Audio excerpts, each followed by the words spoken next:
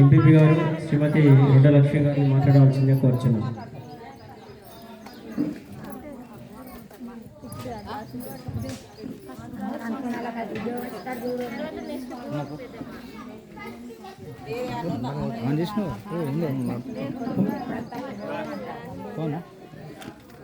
ఈనాటి మన కాసిపేట మండల్ మద్దిమాడ గ్రామంలో జరుగుతున్నటువంటి సీనియర్ భీముని 34వ వర్ధంతి సందర్భంగా వచ్చేసినటువంటి మన ప్రజాప్రతినిధులకు, మండల నాయకులకు, విలేజ్ నాయకులకు, మన సర్పంచ్ గారికి, ప్రతి ఒక్కరికి ఇక్కడికి ఇచ్చేసినటువంటి అమ్మలక్కలకు ప్రతి ఒక్కరికి పేరు పేరున నా యొక్క ధన్యవాదాలు తెలుపుకుంటూ, చేనేని భీముని వర్ధంతి చేసుకోవడానికి మనకు ఇటువంటి అవకాశం, చేనేని భీముడు మన ఆదివాసుల హక్కుల కోసం పోరాడినటువంటి అమరవీరుడు కాబట్టి మనమందరము పోయినసారి కొంచెం తక్కువ మందితోటి కరోనా చేయబట్టి జరుపుకున్నాం. ఈసారి చాలా మందికి చెప్పడం జరిగిందన్నారు, కానీ చాలా తక్కువ మంది రావడం జరిగింది.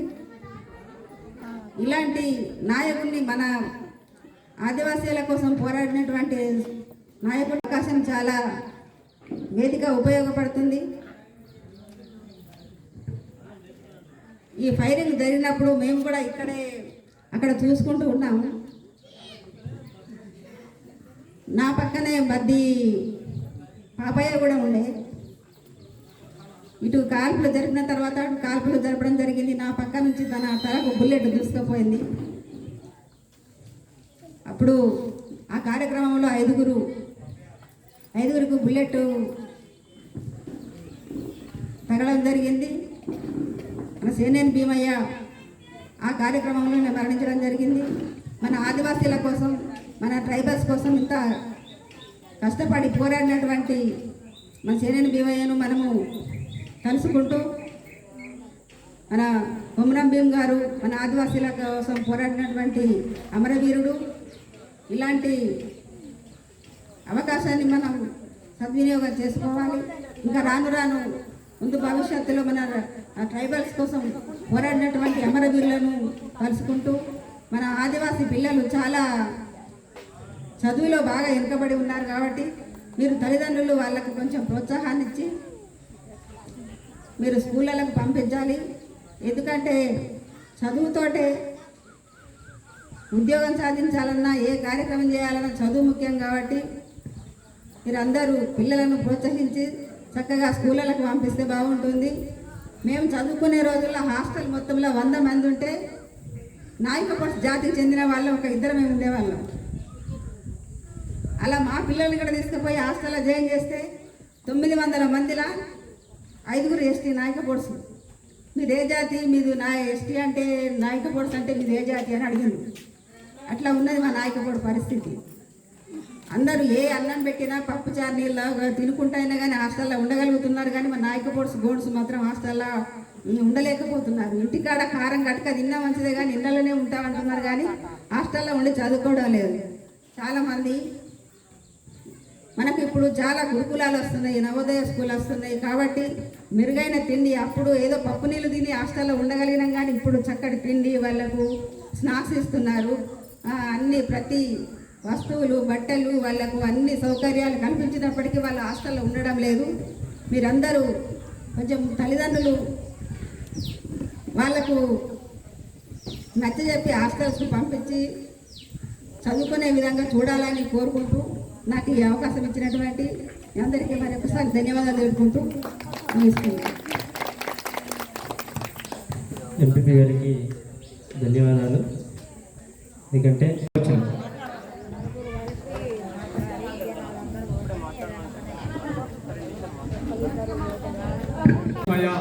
అమరత్వం పొందిన తర్వాత మరి ఒక 3 సంవత్సరాల వరకు మరి ఇక్కడ ఆడ భీమరావు, రొట్ట రామేశు ఆధ్వర్యంలో ఇక్కడ ఘనంగా కూడా ఐటీడీ వాళ్ళు అధికారుల తోటి కూడా ఇక్కడ మరి వర్ధంతి కార్యక్రమాలు నిర్వహించడం జరిగింది. ఆ తర్వాత మరి దాన్ని ఈ చంద్రబాబు తెలుగుదేశం ప్రభుత్వం ఎప్పుడైతే వచ్చిందో మరి అనేకమైనటువంటి మరి నిర్బంధాలు మరి పెట్టిన తర్వాత మరి ఇక్కడ అయితేనేమి, జోడఘాట్ అయితేనేమి, ఇంద్రవీల్ అయితేనేమి మరి ఇక్కడ ఎక్కడ కూడా జెండా లేవట్టుకోవడానికి అవకాశం లేకుండా మరి తీవ్రమైన నిర్బంధాన్ని ఏర్పాటు చేసిన క్రమంలో మరి చాలా రోజుల తర్వాత జెండాలు మరి అట్లా ఉన్నాయి. మరి ఆ క్రమంలో కాంగ్రెస్ ప్రభుత్వం వచ్చిన తర్వాత మరి 2004 నుంచి మరి అందరి కోసము తన ప్రాణాలను అర్పించిన వ్యక్తిని మర్చిపోకూడదు అనే ఆశయాన్ని మరి మళ్ళా ఈ తరానికి అందించాలనే ఉద్దేశంతో మళ్ళా దాన్ని ఇక్కడ ఈ 3 గూడాలను కలుపుకొని, మధ్యమాడ కలుపుకొని మరి అందరి ఆధ్వర్యంలో ఆ జెండాను నిర్వహించుకుంటూ వస్తున్న క్రమంలో మరి గత సంవత్సరము మరి ఆయనకు స్ఫూర్తిగా మరి ఆయన ఆశయాలకు స్ఫూర్తిగా ఉండాలని చెప్పి ఆయన ఒక విగ్రహం తయారు చేయాలని చెప్పి నాయకపూడి సేవా సంఘం ఆధ్వర్యంలో, కాచిపేట మండల ఆధ్వర్యంలో మరి ఇక్కడ మరి పోయిన సంవత్సరం విగ్రహాన్ని ఏర్పాటు చేసుకోవడం జరిగింది. మరి అట్లాగే ఇంతకుముందు మరి ఆయన చనిపోయిండు, అందరి కోసము చనిపోయిండు. మరి ఆయన స్ఫూర్తిని మరి తీసుకోవాల్సిన అవసరం ఉన్నదని చాలా మంది పెద్దలు మరి ఇంతకుముందే చెప్పడం జరుగుతూ ఉన్నది. కాబట్టి ఆయన మరి ఇవాళ మనం ఇంత సుఖంగా, ఇంత విద్యతోటి ఇవాళ ఉద్యోగాలు చేస్తున్నామంటే మరి ఇట్లాంటి అమరవీరులు ఎంతో మంది మరి దేశ చరిత్రలో మరి వాళ్ళు అమరత్వం పొందేపటికనే ఈ హక్కులు కూడా మనకు ఎన్నో రిజర్వేషన్లు కూడా మరి ఇప్పుడు ఈ రోజు మనకు అమలు అవుతూ ఉన్నాయి. మరి అట్లాంటి వాళ్ళ ఆశయాలు, వాళ్ళ కోరికలు నెరవేర్చడం కోసము ఇలా అనేకమైన రిజర్వేషన్లతోటి మన వాళ్ళు మరి ఎంపీపీలు అయితే ఉన్నారు, సర్పంచ్లు అయితే ఉన్నారు, వార్డు మెంబర్లు అయితే ఉన్నారు, ఎంపీటీసీలు అయితే ఉన్నారు. మరి అట్లాంటి వాళ్ళ ఆశయాలు నెరవేర్చడం కోసము వీళ్ళు ఒక కంకణ బద్దులయ్యి ఇప్పుడు మన ఆదివాసీ సమాజం కోసము మరి ఇట్లా మరి విద్య కోసం కూడా మరి ఇప్పుడున్న సర్పంచ్లు కానీ, ఎంపీపీలు కానీ మరి అమలు చేసే విధంగా మరి చూడాలని వాళ్ళను నేను కోరుకుంటా ఉన్నాను. ఎందుకంటే ఇవాళ మరి ఆ నిర్మాణాలు మరి ఎవరాపాలి, ఎట్లా మరి మన రిజర్వేషన్ ఎట్లా అమలు కావాలి? బెల్ట్ షాపులు ఇక్కడ నుంచి తీసేయాలని తీసుకుపోయి అక్కడ వేప దగ్గర వైన్ షాపులు పెట్టారు. మరి ఒక్కొక్క గూడెంలో ఒక్కొక్క 4-5 బెల్ట్ షాపులు ఉన్నాయి. మరి అట్లా కూడా మన జాతి చెడిపోతూ ఉన్నారు కదా. మంచి 25-30 సంవత్సరాల పిల్లలు చనిపోతున్నారు, బంగారు భవిష్యత్తు కూడా నాశనం అవుతూ ఉన్నది కదా. మరి ఇట్లాంటిగా దీన్ని కూడా మరి రేపు జరగబోయే ఏదో మండల సర్వసభ్య సమావేశం కూడా మరి ఉన్నట్టుగా పేపర్లో ప్రకటన వచ్చింది. మరి దీని మీద కూడా అక్కడ మరి ఈ విషయాన్ని లేవనెత్తి మరి ఆ బెల్ట్ షాపులను బంద్ చేయాలని నేను కోరుకుంటా ఉన్నా. మరి అట్లాగే ఈ స్ఫూర్తిని తీసుకొని ఇప్పుడు ఉన్న యువత మరి ఆ ఉద్యమ స్ఫూర్తిని తీసుకొని ముందుకెళ్ళాలని చెప్పి అందరికీ ఆకలి అయితే ఉన్నది. నేను ఎక్కువ మాట్లాడదలుచుకున్నాను, ముగిస్తాను. ధన్యవాదాలు అన్నగారు. ఉన్న ఏదైతే కష్టపడి తీసుకొచ్చిన కల్పని లారీలలో ఎక్కించి మరి తీసుకుపోయే ప్రయత్నం చేసిన తరుణంలో మరి ఆ తీసుకుపోనీయకుండా ఏదైతే జైతుగూడెం కానివ్వండి, లాలుగూడెం కానివ్వండి, గడపూరు కానివ్వండి, ఈ 4 గూడాల ప్రజలందరూ కలిసికట్టుగా ఉద్యమం చేసింది. ఆ ఉద్యమంలో ప్రత్యేక సాక్షులు ఉన్నటువంటి సిడమ కొద్దు గారు కానివ్వండి, ఆయన కూడా చాలా మంది ఇక్కడ తెలుసో తెలియదు, ఆయన కూడా బుల్లెట్ తగిలింది. అదేవిధంగా మడవి మారుబాయి అనేది ఒక మనము శనగలేదన్నా కొడతాం కదా, దాన్ని ఏమంటారు, సిడమ కొద్దు. ఒక రోగరితోని పోరాటం చేసినటువంటి మడవి మారుబాయి అంటే అందరినీ ఆమె చాలా పెద్దగా ఉండేట మా వాళ్ళు చెప్తా ఉంటారు. మడవి మారుబాయి హైట్ ఉండే ఆమె ఒక రోకలు పట్టుకొని తిరుగుబాటు చేసింది. అదే తరుణంలో చేనైన భీమయ్య గారు వీళ్ళందరూ మన కోసం పోరాటం చేసింది. ఎవరి కోసం పోరాటం చేసింది? ఈరోజు చేనైన భీమయ్య గారి వర్ధంతి ఉండాలంటే కనీసం మనం ఉన్న ప్రజలు అంటే మనం పక్క వాళ్ళు పక్కన పెట్టేద్దాం, మన ఆదివాసులు ఈరోజు ఆయనను స్మరించడానికి కోసం ఎంతమంది వస్తున్నారు? మన కోసం పోరాటం చేసి మన కోసం ప్రాణాలు అర్పించిన వ్యక్తికి మనం ఏ విధంగా నివాళులు అర్పించాలి? కనీసం అక్కడ నుంచి ఇక్కడ అక్కడ రావట్లేదు, అక్కడ రావట్లేదు.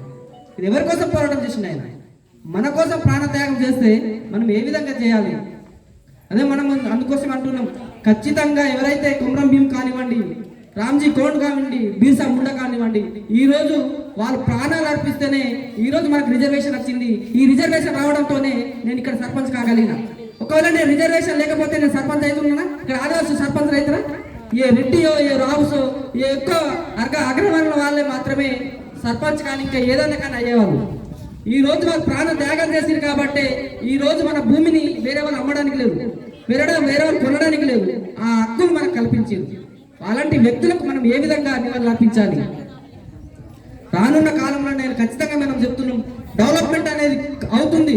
డెవలప్మెంట్ కావాలంటే ప్రశ్నించే తత్వం రావాలి. ఈ రోజు నేను సర్పంచ్, స్థానిక సర్పంచ్, మీరు ఎప్పుడైతే నన్ను ప్రశ్నిస్తారో అప్పుడే నేను పనులు చేస్తాను. నన్ను అడగకపోతే నేను ఏం చేస్తాను? నా పనులు ఏదో నేను చేసుకుంటా పోతా. నేను ఆడో రోడ్ అంటే ఈ రోడ్ వేస్తాను. ఖచ్చితంగా ప్రశ్నిస్తే తత్వం వస్తేనే ఖచ్చితంగా నాయకుల దగ్గర చైతన్యం అనేది వస్తుంది. మనం ప్రశ్నించకపోతే చైతన్యం రాదు. ఈరోజు అప్పుడు కుమ్రం భీమ్ గన్ను పట్టుకొని పోరాటం చేసిండు, కానీ ఈరోజు గన్ను పట్టి పోరాటం చేసే రోజులు కావు. ఖచ్చితంగా మన పిల్లల్ని మనం చదివియాలి. చదువులేకనే మనం ఇంకా మన చదువుంటే ఎందుకంటే చదువుంటే మన ఆదివాసులం అంటే మూలవాసులం అని అంటున్నాం. ఈ దేశానికే మొదటి వ్యక్తులం మనం ఆదివాసులం. ఈ దేశ నాగరికతకు నేర్పించినటువంటి వాళ్ళం మనం ఆదివాసులం. ఈ రోజు జీవనం అందరూ మాట్లాడినప్పుడు అన్ని విషయాలు చెప్పారు. నేను కూడా మాట్లాడేది ఏం లేదు. మీ అందరి కొరకు బోరుగా ఫీల్ అవ్వకుండా ఒక చిన్న పాట. వీరులారా వందనం విద్యార్థి, అమరులారా వందనం పాదాలకు. వీరులారా వందనం విద్యార్థి, అమరులారా వందనం పాదాలకు. మా త్యాగ జనులారా మరిసిపోము మిమ్ము, గుండెల్లో గుడి కడుతాం, కోరు దండం పెడుతాం. వీరులారా వందనం విద్యార్థి, అమరులారా వందనం పాదాలకు. కాకతీయుల నుండి నిజం రాజుల వరకు తెలంగాణ ఘనత తెలుసుకున్నారు చరిత. ఆంధ్ర దోపిడి చూసి అగ్గి పిడుగులై. వీరులారా వందనం విద్యార్థి, అమరులారా వందనం పాదాలకు. కాలేజీల్లో మండే నిప్పు కణికలు మీరు, విద్యార్థి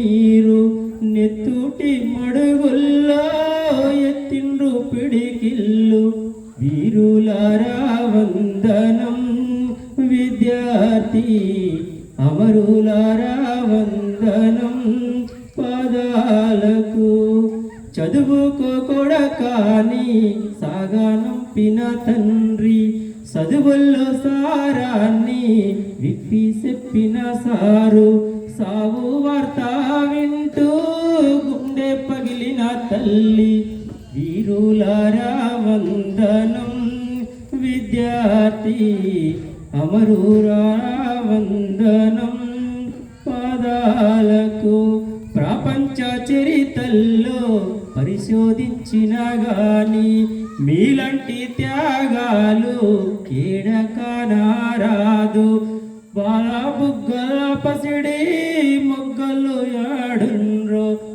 ఈరోజు ఆదిలాబాద్ జిల్లా గోండ్రాజుల కిల్లా సమీపంలో ఉన్నటువంటి కాశీపేట మండల్ దేవపూర్ మధ్యమాడ పరిసర ప్రాంతంలో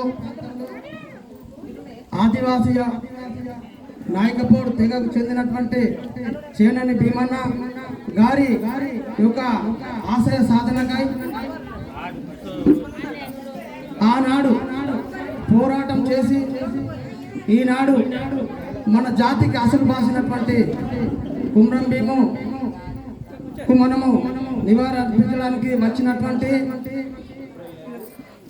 మీడియా మిత్రులకు ప్రెస్ వాళ్లకు అదేవిధంగా గ్రామ సర్పంచులకు ఎంపీపీలకు వార్డు మెంబర్లకు గ్రామ పెద్దలకు ధన్యవాదాలు తెలుపుతూ ఆదివాసీ హక్కుల పోరాట కమిటీ తుడుం దెబ్బ ఆధ్వర్యం నుంచి తమకు నా అమూల్యమైన సందేశాన్ని వినిపిస్తున్నాం. ఈరోజు ఉమ్మడి ఆదిలాబాద్ జిల్లాలో ఆదివాసులు చేస్తున్నటువంటి పోరాటం సర్కారు అందరికీ తెలుసు. ఎందుకు అనంటే ఎక్కడ చూసినా చదువుకున్న వాళ్ళు ఉన్న అన్యాయమే జరుగుతుంది, చదువుకోకుండా ఉన్న అన్యాయమే జరుగుతుంది. ఈనాడు చేనని భీమయ్య గారు ఎంత చదివారా? చదువుకున్నారా? చేనని భీమయ్య చదువుకున్నారా? ఆ చేనని భీమయ్య ఎందుకు పోరాటానికి సిద్ధపడ్డారు? ఆనాడు చదువుకున్న వాళ్ళు లేరా? చదువుకున్న వారు ముందుకు రావాలి కదా. పోరాటానికి చదువుకు ఎలాంటి సంబంధం లేదు. హక్కుల కోసం నడుం బిగించి ప్రాణం అర్పించినా సరే పోరాటం చేస్తున్నటువంటి ఆవేశం ఉండవలసింది.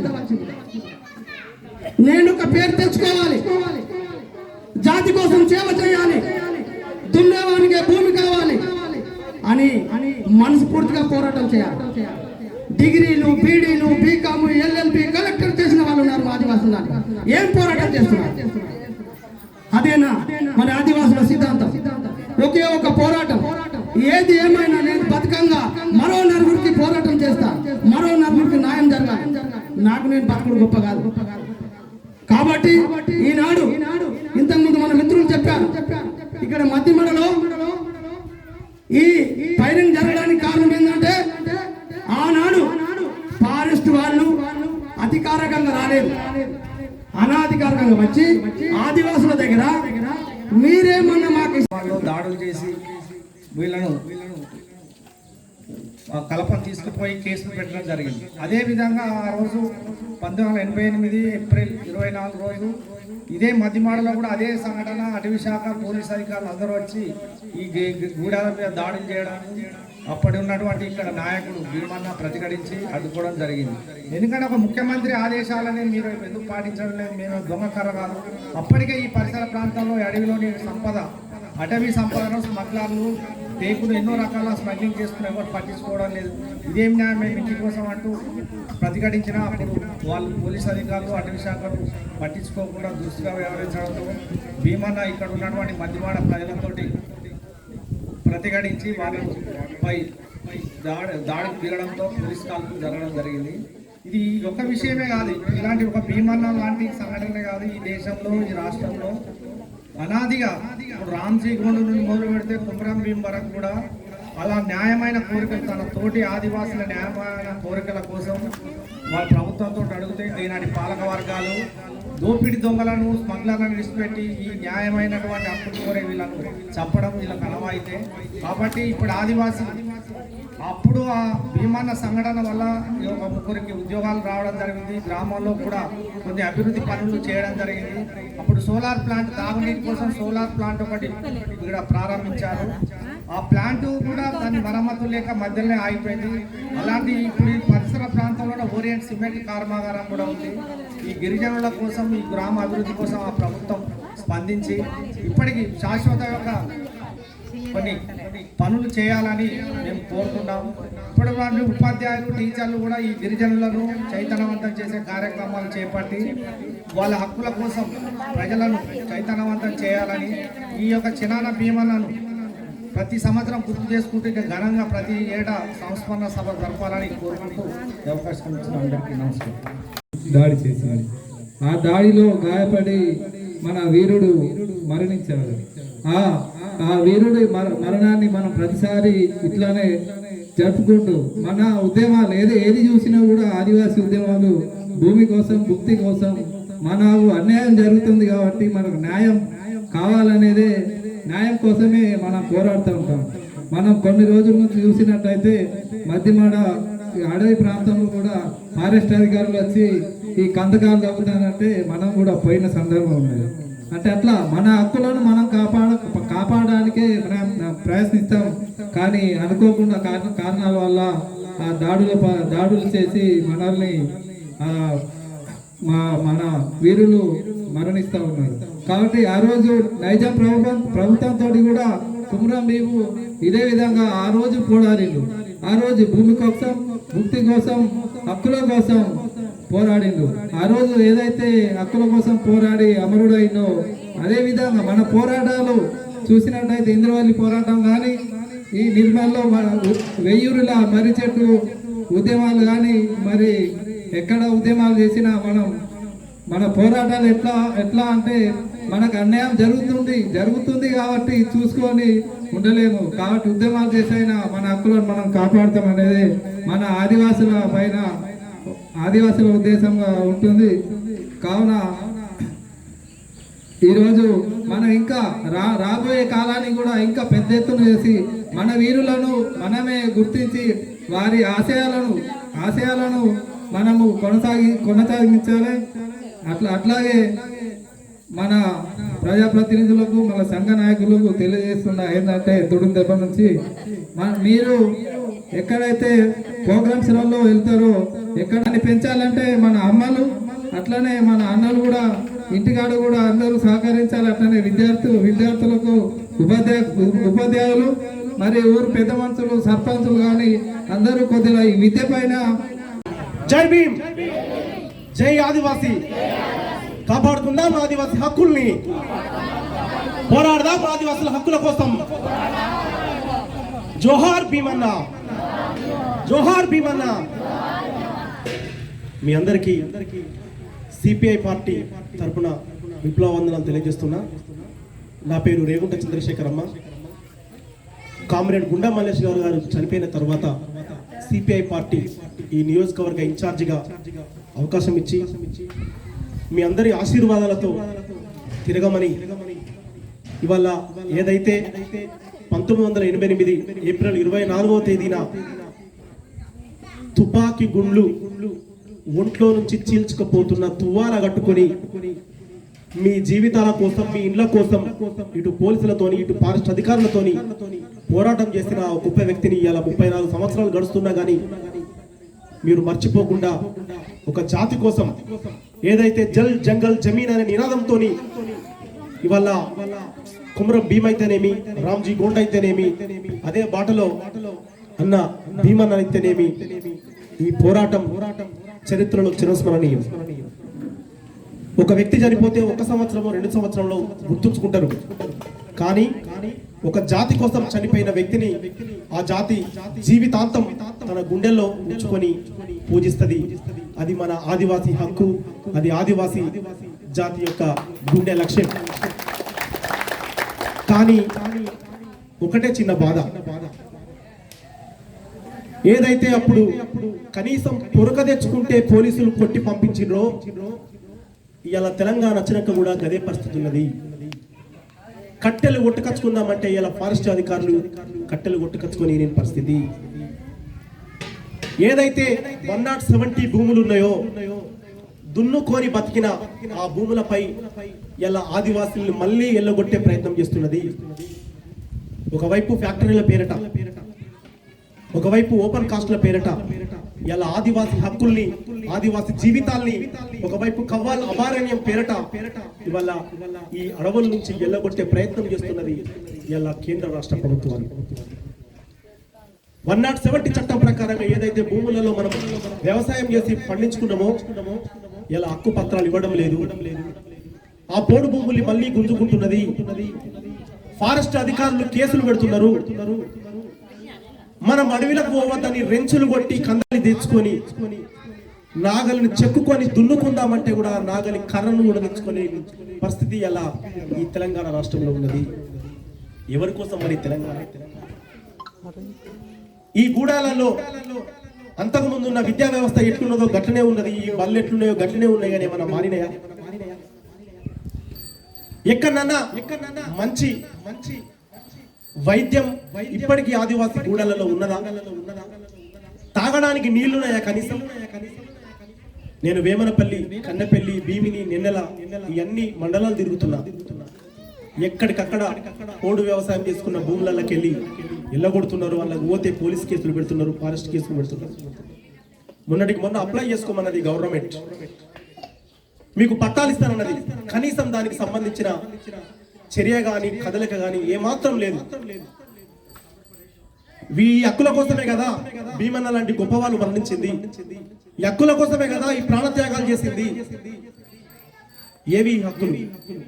నీళ్లు, కనీసం నీళ్లు లేని సౌకర్యం, వైద్య సౌకర్యం లేదు, రోడ్డు సౌకర్యం లేదు. ఇంత దారుణమైన పరిస్థితిలో ఇంకా ఆదివాసి బతుకులు ఉంటూనే ఉన్నాయి. ఎవరైనా చదువుకొని కొద్దిగా గొప్పలు అయితే మనలో మనకు గొడవలు పెట్టి ఈ రాజకీయ పబ్బం గడుపుతున్నారు. కానీ కమ్యూనిస్టు పార్టీ గతంలో గుండా మల్లేష్ గారు ఏ విధంగానైతే ఆదివాసీ హక్కుల కోసం కొట్లాడినరో వారి అడుగుజాడలనే మళ్ళీ మీ జల్ జంగల్ జమీన్ కోసం మేము పోరాటం చేస్తామని చెప్పి ఏదైతే దున్నేవానికే హక్కు భూమి మీద కల్పించాలని మళ్ళీ కామ్రేడ్ గుండా మల్లేష్ ఆశయాలను కొనసాగిస్తూ కమ్యూనిస్టు పార్టీగా మీ అందరి ఇళ్లకు వస్తానని, ఇక్కడ పోరాటాలు చేస్తామని, మీ ఈ మహనీయుని ఆశయ సాధనకు కృషి చేస్తామని చెప్పి పల్లె పల్లెకు తిరుగుతామని చెప్పి అవకాశం ఇచ్చిన మీ అందరికీ విప్లవ వందనాలు తెలియజేస్తున్నాను.